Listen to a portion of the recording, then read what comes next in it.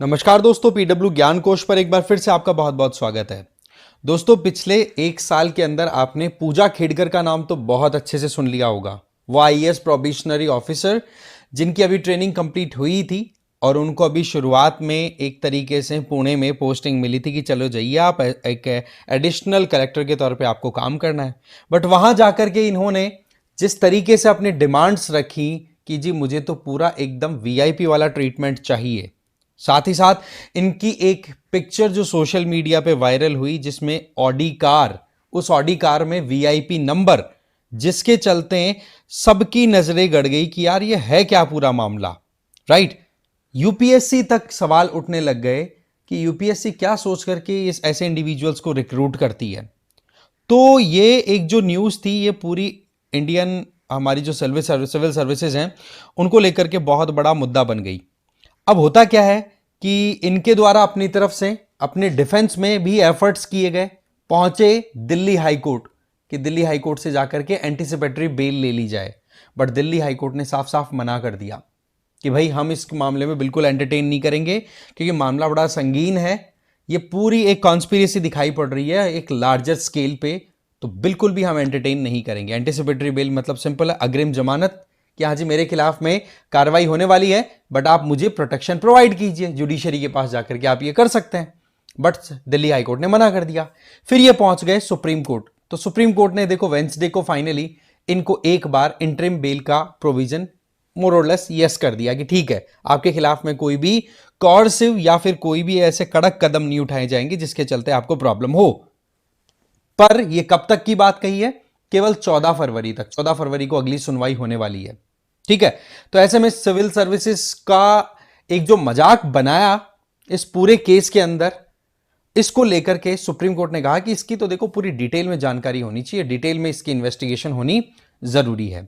वैसे तो दिल्ली पुलिस और यूपीएससी को कह दिया कि आप 14 फरवरी नेक्स्ट जो बातचीत होगी, सुनवाई होगी, तब तक आप कोई एक्शन ना लें। बट यस, ये एक एग्जाम्पल है बहुत ही बड़े फ्रॉड का, जो कि एक कॉन्स्टिट्यूशनल बॉडी का तो मजाक बनाया ही जा रहा है, साथ ही साथ सोसाइटी और देश के लिए भी इसका बहुत बड़ा इंपैक्ट है।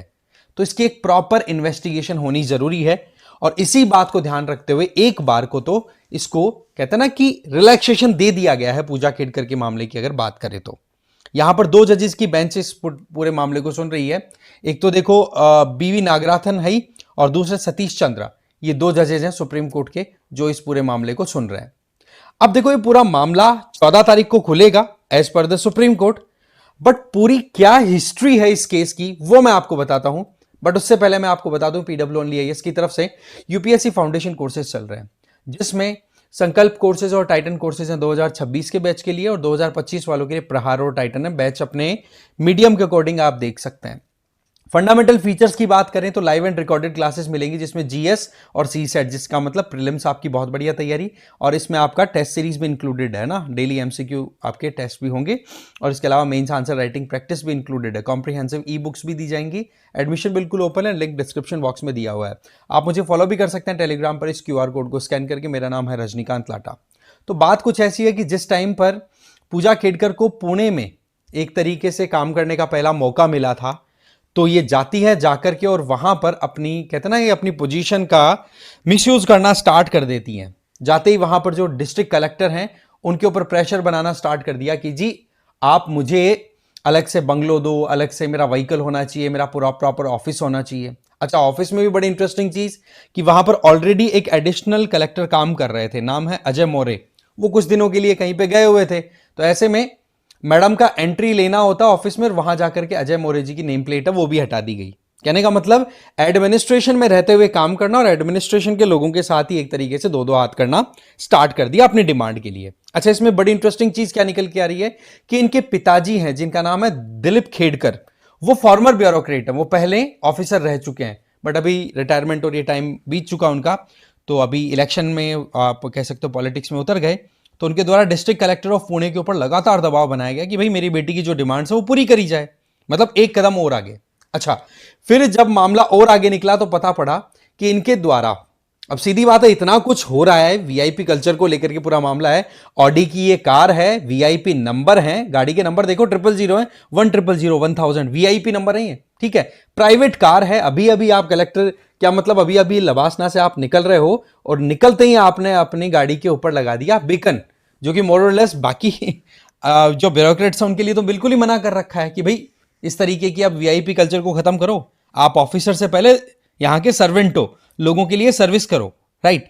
बट वही चीज है, कहीं ना कहीं माइंडसेट होता है चीजें, ठीक है। तो यहां से हाईलाइट होनी शुरू हुई, वो डिस्ट्रिक्ट कलेक्टर के साथ में हो ही गई थी तू मैं व्हाट्सएप की चैट थी, वो चैट हो गई रिवील होने के बाद में इन्वेस्टिगेशन हुई तो पता पड़ा कि इनके द्वारा डिफरेंट सर्टिफिकेट्स इशू सबमिट कराए गए थे, ठीक है। सर्टिफिकेट्स इशू जब सबमिट करे, उसके अंदर इनके द्वारा disability certificate, other backward classes certificate, even mental illness certificate भी इनके द्वारा सबमिट किया गया, राइट। इन सब का जब इन्वेस्टिगेशन हुआ तो बहुत हद तक फर्जीवाड़ा निकलता हुआ दिखाई पड़ा, और इसमें सबसे बड़ा रोल किसने प्ले किया? पिताजी का जो एक पूरा कहता ना ब्यूरोक्रेटिक बैकग्राउंड था ना, उसका एक बहुत बड़ा कारण बताया जा रहा है। देखो बाकी चीजें तो इन्वेस्टिगेशन के बाद में पता पड़ेगी, और हमारे देश में तो तब तक है कि जब तक आप गिल्टी प्रूव नहीं होते तब तक आप गिल्टी नहीं हैं, ये हमारा पूरा सिस्टम है। पूजा खेड़कर जी का खुद के स्टेटमेंट भी कई बार इस तरीके से आए हुए हैं। बट आपने एक तरीके से यूपीएससी की इंटीग्रिटी पे तो सवाल उठा ही दिया, आपकी फैमिली बैकग्राउंड स्ट्रांग थी, उसका फायदा आपने उठाया, फर्जी डॉक्यूमेंट्स आपने बनाए, बट अल्टीमेटली मजाक तो यूपीएससी का बन गया ना, है ना।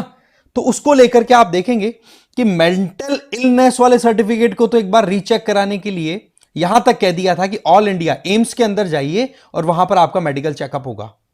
पर मैडम ने ये बोल दिया कि मेरे कोविड की वजह से प्रॉब्लम आ रही है, मैं नहीं आ सकती, तो इस वजह से यहां पर हो गया ये एक तरीके से इनकी तरफ से कैंसिलेशन। तो ये चीजें है ना, ये बड़ी माइन्यूट सी हैं। इसी बात को लेकर के मैंने एक रिजर्वेशन पे वीडियो बनाया था कि कैसे यूपीएससी कितना अलर्ट हो रही है पूजा खेड़कर केस के बाद में, क्योंकि ये मामला है ना, ये छोटा नहीं है, क्योंकि सुप्रीम कोर्ट का भी ये मानना है कि लार्जर कॉन्स्पिरेसी यहां पर निकलने के चांसेस है कि किस तरीके से मैनिपुलेशन होता है रिक्रूटमेंट सिस्टम के अंदर। और एक बार को देखने में तो दिल्ली हाई कोर्ट ने तो साफ साफ ये कह दिया था कि इसमें वाकई में बड़ा खतरनाक मामला निकलने का स्कोप दिखाई पड़ रहा है, क्योंकि आप अपनी इंफॉर्मेशन को मिसरिप्रेजेंट करते हो एप्लीकेशन फॉर्म के तहत, और ये चीजें फिर बाद में जो सीरियस एस्पिरेंट्स हैं उनको डिस्करेज करती हैं। जब ये मामला शुरू हुआ था उस टाइम पर पुणे में तो इनकी पोस्टिंग थी, तो सबसे पहले तो देखो इनको सेफ जोन दिया कि आप जाओ सेंट्रल महाराष्ट्र की तरफ जाओ, वासिम, वहां पर आपको ट्रांसफर किया जाता है, ठीक है। और देखा जाए तो जो भी इनके द्वारा डिमांड्स की गई थी, आप देखो 2022 का पेपर दिया, 2023 में इनका काम ट्रेनिंग है वो स्टार्ट हो गई थी। अब आप देखो इनके द्वारा डिमांड क्या की गई कि भाई मुझे सेपरेट ऑफिस चाहिए, घर चाहिए, कार चाहिए, स्टाफ चाहिए। जबकि रियल मैनर में अगर देखें तो कोई भी प्रोबेशनरी ऑफिसर होते हैं तो उनको ये एंटाइटलमेंट ही नहीं है, उनके अधिकार ही नहीं होते हैं ये इस तरीके के। जब आप प्रॉपर आईएएस बन जाते हो या फिर आप कहो कि आपका प्रोबेशन पीरियड कंप्लीट हो जाता है, आप पक्के हो जाते हो नौकरी में, तब जाकर के आपको ये फैसिलिटीज दी जाती है। मैडम ने जाते हैं डिमांड करना स्टार्ट कर दिया था, बोला मुझे तो वीआईपी स्पेशल ट्रीटमेंट चाहिए, और पिताजी ने पूरा साथ दे दिया। तो पुणे के जो डिस्ट्रिक्ट कलेक्टर है उनका नाम है सुभाष दिवासे, तो उनके द्वारा फिर ये मामला एक्सपोज किया गया, तब ये सारी चीजें आगे लेयर बाय लेयर निकलती गई। अब देखो वैसे तो सुप्रीम कोर्ट ने अपनी तरफ से एक बार को तो 14 तारीख तक इनको एक तरीके से प्रोटेक्शन प्रोवाइड की है, बट यस पूजा खेड़कर से एक कमिटमेंट लिया है कि आप कॉपरेट करेंगे पूरी इन्वेस्टिगेशन में। तो देखो फर्दर जो भी अपडेट आएगा तब हम देखेंगे, अभी के लिए जो अपडेट था वो मैंने आपको बता दिया। अब आप मुझे इस क्वेश्चन का आंसर कमेंट बॉक्स में जरूर देंगे कि इनमें से किस कंट्री ने न्यूक्लियर एनर्जी के फील्ड में प्रोग्रेस की है, जिसमें उन्होंने फ्लोटिंग न्यूक्लियर पावर प्लांट है वो डेवलप कर लिया। बताओ भाई क्या है इसका आंसर। साथ ही साथ इस पर्टिकुलर मामले में आपका क्या मानना है, आपके पास में क्या कोई इंटेल है, जरूर शेयर करना, ठीक है। इंटेल का मैं मजाक कर रहा हूं वैसे, बताना पर अपनी opinion. Thank you very much for watching this video.